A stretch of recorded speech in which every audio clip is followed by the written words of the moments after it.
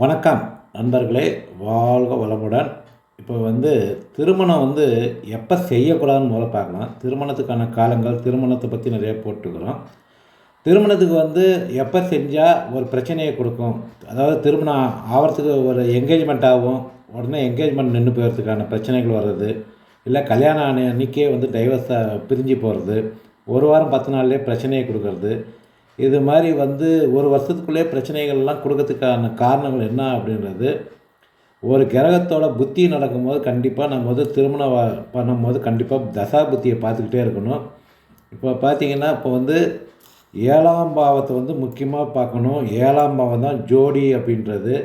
ஜோடின்றது ஒரு தாம்பத்திய சுகம் ஒரு ஆணுக்கும் பெண்ணுக்கும் கொடுக்குற பாவமே 7ஆம் பாவம் தான். அந்த 7ஆம் பாவம் எந்த அளவுக்கு நல்லா இருக்குதோ அந்த அளவுக்கு தான் அவங்களுக்கு தாம்பத்திய சுகத்தை இந்த உலகத்தில் அவங்க அனுபவிக்க வந்துக்கிறாங்கன்றது அர்த்தம்.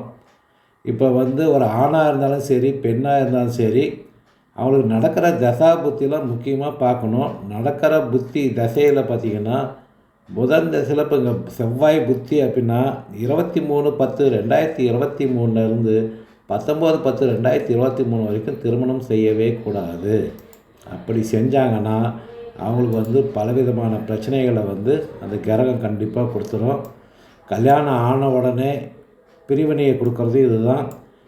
அதாவது என்கேஜ்மெண்ட்டெல்லாம் ஆகி போயிடும். கடைசி திருமண டைமில் அந்த பொண்ணு ஓடி போயிடுறது, பையன் ஓடி போயிடுறது, திருமணம் நின்று போயிடுறது, திருமணமான உடனே பிரச்சனை வர்றது, இதுக்கெல்லாம் முக்கிய காரணம் 7ஆம் பாவம்.